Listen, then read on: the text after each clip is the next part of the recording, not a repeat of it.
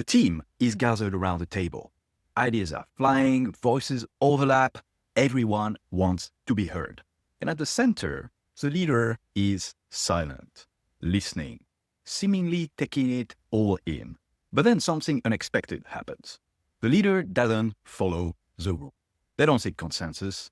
They stand, make a decision that goes against most of the feedback, and they walk out. And it turns out they were right.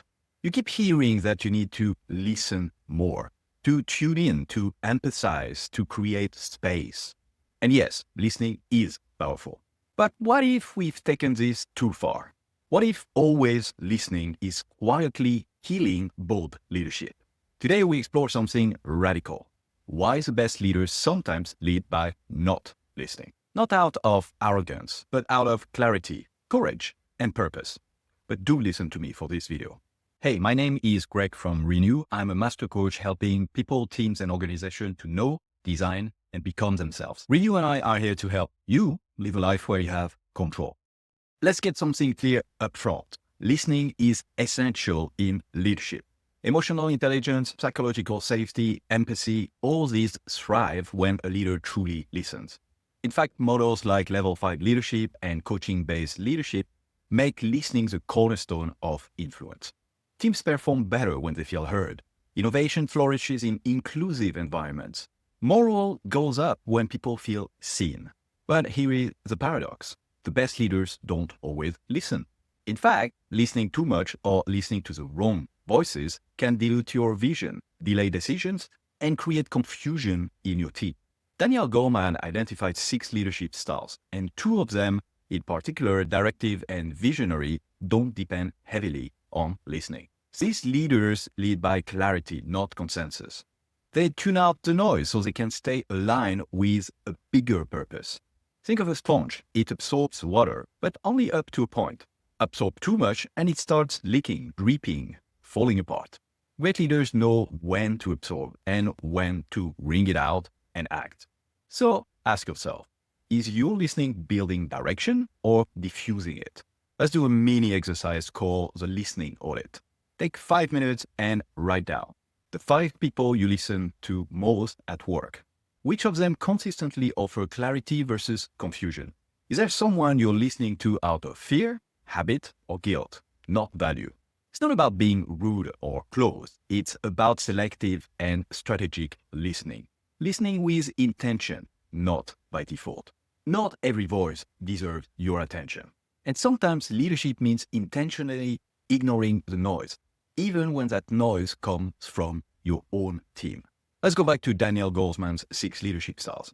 By the way, if you want to learn a lot more about your leadership style, check this out. In those 6 leadership styles, the directive leader sets a clear path and expects people to follow it. There's no committee, no endless debates, there are orders. Then you have the visionary leader. They're not asking for input on the destination. Not always. Only on how to get there faster. The pace setter style is focused on high standards and speed. They are not likely to listen to complaints about how hard they are to follow. In crisis situations, in moments of transformation, or when clarity is crucial, these leaders don't open the floor. They make the call, and the team respects them for it, eventually. Think about Steve Jobs. Did he wait for user feedback to design the iPhone? No, he didn't listen. In fact, his superpower was tuning out what people thought they wanted and giving them what they didn't know they needed.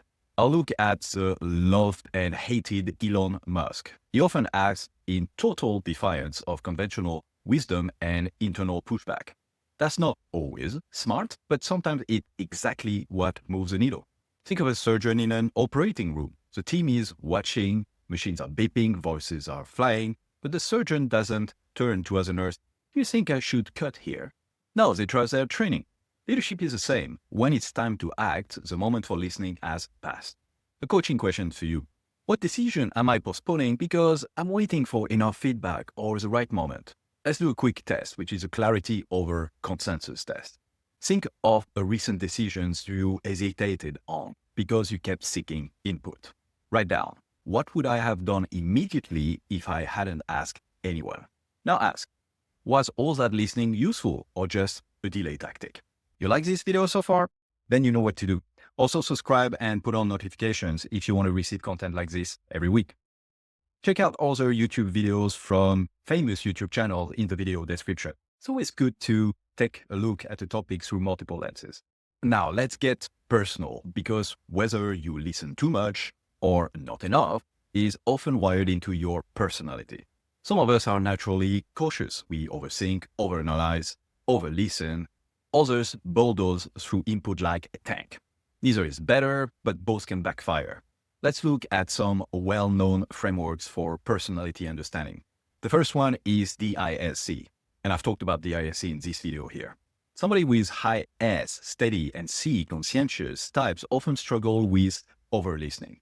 They value harmony, process, and doing things right, so they keep seeking input to avoid mistakes or conflict. In the big 5 personality traits, you have people with high agreeableness. They're people pleasers. These leaders listen because they don't want to hurt feelings or rock the boat. But too much agreeableness leads to indecision and diluted leadership.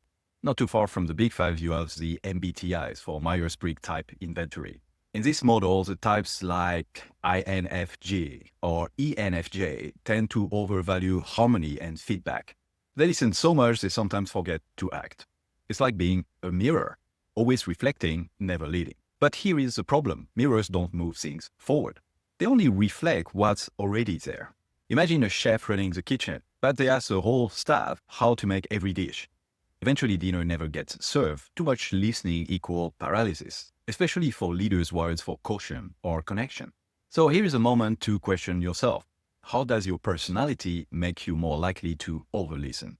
And do this know thyself and your bias exercise. Take a free Big 5 or DISC assessment if you haven't. You can find them in link below. Highlight your top 2 traits from those tests. For each one, ask, how does this trait help me lead? Then ask, how might this trait cause me to listen too much or not enough? Awareness is always the first step. You don't have to change your nature, but you can lead despite it. Okay, so we've exposed the myth that more listening is always better. Now let's replace it with something more useful, selective listening. Selective listening isn't ignorance, it's intelligence. It's about knowing when to open your ears wide and when to put up the do not disturb sign on your mind. Let's give it a name, strategic deafness. It's not about arrogance, it's about leadership hygiene. You become strategically deaf when you've already collected enough data. Your team is paralyzed by indecision. You're leading through complexity, not consensus. You have a clear vision, and more input will just blur the picture. Work on it as a listening filter. 3 questions to ask before you tune in. First question is this person informed or just opinionated? Not all feedback is created equal. Your intern's opinion on strategy might be heartfelt, but not aligned with what you need to do. The second question is this about clarity or comfort? Are you listening to learn something or just to feel better? And the third question is, does it serve the vision or dilute it? If it's pulling you off course, it's not valuable feedback. It's resistance with a smile. Noise cancelling headphones don't block out everything. They just block out what doesn't matter so you can focus on what does. Try this question next time you're flooded with opinions. If I block out the noise, what would my gut say? And a mini exercise called the listening map. Draw 3 circles, inner, middle, outer. Inner circle, who do you trust for deep insight? Keep this. Middle circle, who's helpful only in specific contexts? In the outer circle, who's just noise, who drains clarity, not adds to it. The goal is to spend more time with the inner circle voices and to be totally guilt-free to silence all the rest. Great leadership isn't about tuning into everything. It's about knowing what to tune out and when. Also keep in mind that the quality of your listening or deafness can be judged by the results you're trying to achieve. If you're not getting the results you want, you might be listening too much or you might be too deaf. One person who knew how to stop listening was Steve Jobs, as we mentioned before. And he said, don't let the noise of others' opinions drown out your own inner voice. You know what is a third leg to the listening or not listening divide? Learning to ask great questions. And you can learn a lot more about this right here.